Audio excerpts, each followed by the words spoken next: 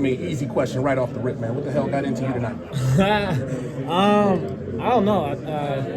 I kind of felt good going to the game today. I had my more normal talk and normal prayer, and just came out hot. And I told myself, like, since I had a good first half, like, not to keep my foot off the gas, like, continue to stay on it. And I was aggressive, and the shots were falling, so it felt good. And just all glory to God, and just of how I just, my career has been going since freshman year to now, and just kind of staying down, waiting my turn. And for me to have a performance like that tonight, I mean, it just means the world to me. Were you feeling some type of way at all from the performance in Charlottesville? I know you had a bad game or whatever. Yeah. I know you wanted to bounce back from that. I mean, 100%. I mean, it just, from the UVA game, the way I shot the ball wasn't, my best, probably like the worst offensively performance I had this season. But one thing about me is I believe in myself, and I believe in my work. And coming to this game, I knew I was going to be good in terms of shooting the ball and just kind of just get back into my groove a little bit and, kind of just, forget that game a little bit, have a short-term memory coming into this game, and that's what I did. That stretch in the second half, you hit 4 threes on 5 possessions, yeah.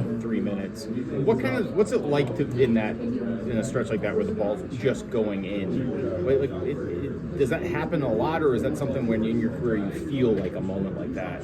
I mean, I'm just locked in and just confident in myself and my shot. I mean, I'm also getting open. Like, my teammates do a good job of setting screens and finding me to make these shots. And once I get my groove like that, it feels like I can't miss. And for me, I feel like I could have had 50, but I missed free throws and whatnot. But I just felt good. The ball felt good. The shots felt good. So, I mean, everything felt great tonight. RJ, when you hit that last three, you turn around and Elliot's standing there, yeah, table with his hands on the set. How cool was that moment with him again? It was cool just to see him jumping up and down. Like, I was just looking at the crowd at first, and I saw Elliot, so then my attention directed towards him. But like stuff like that, like you see Elliot jump up and down as I make the three, and just that excitement, that love, that chemistry of this team, and that's throughout everyone. I mean, we're rooting for each other, and after I hit that three, it felt good, and I'm kind of speechless. I don't think it hasn't hit me yet, what I've done tonight, but I'm pretty sure it will when I get home. Great. Did anyone tell you the last start he would have hit 40? They said, who was it? Harrison Barnes. Oh, damn. 2011 in overtime. The last one to do it in regulation hands. That's crazy. Yeah. I don't think it's been done here, right? No. This highest sports here? Not in this city. Yeah, that's crazy. Grade school pop. Grade school pop water. Yeah, I got a sensitive nose, so I always get nosebleeds, and I got hit, and then. Who hit you? Jakai Robinson. Yeah, that's actually my dog. I actually know him from home, so yeah. Grade school, Pop Warner. I mean, did you have junior high? Have you ever had a game like this? I did in high school my senior year. I had 41. So this is like my new career high, especially doing college, like, which is like really difficult. This is crazy, and it's kind of challenges, obstacles, and the defenses nowadays throwing a lot at me, different opponents, different defenders, and for me, just kind of stay aggressive and look for my shot and just to do it on the college level, the next level. That's elite right there. Who was the game against when you scored 41 in high school? What year? St. Raymond's my senior year. That was like my team and their team will always be like in the championship round. So that was like the main event game right there. What about the offensive scheme was getting a good look? Well, attacking the basket, I think Miami did a good job of kind of just corralling Mondo a little bit. They try to double team him a lot, and one thing about Mondo, he's like he's an unselfish player, an unselfish teammate. So he does a good job of setting screens for me, but then also stealing under the basket for myself to get into the lane and finish. I just did a good job of setting my man up and not coming for off-ball screens. I got a lot of floaters and mid-ranges and threes.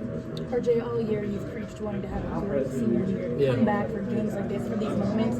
Did you envision that at the beginning of this year, the arena chanting your name, dropping career highs? Like, has it hit you? I mean, I envisioned the way I've been, the way I wanted to have, the year I wanted to have, and the way I've been playing, but I didn't envision, the crowd chanting my name and whatnot. But, I mean, I think that just all comes with, just staying in the gym, staying down, waiting your turn, and staying confident. I definitely have RJ Davis! Yeah!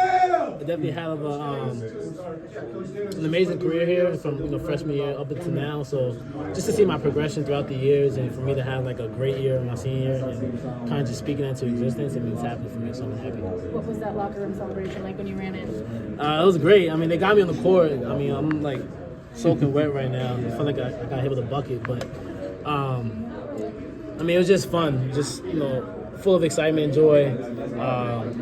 They played like one of my favorite songs, and so we was lit. And I mean, they actually got me water in my eyes, so I couldn't even see. So, but it was straight though. It was good. What's the song? Bent. You probably wouldn't know that. No, I wouldn't. Yeah. RJ, a lot of signs after the game from fans, ACC Player of the Year. Yeah. I know that's circulating around. Just what do you think this game does for you in that conversation? I mean, hopefully, just withstands that with everyone's saying, and just. With one thing about me is just I'm not gonna really pay too much attention to what's being said. For me, it's all about team and winning. And as long as we're doing that, I think everything else will be taken care of. But hopefully, this game, stands for something and makes a statement. You're heading into really important weeks last week of the season, the tournament. What does the team need to do to take that step up? We got to do a better job of just closing out the games.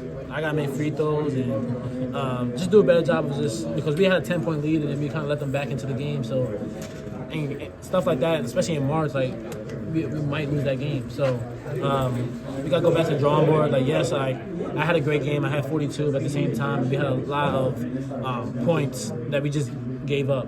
I threw turnovers. We had turnovers back and back.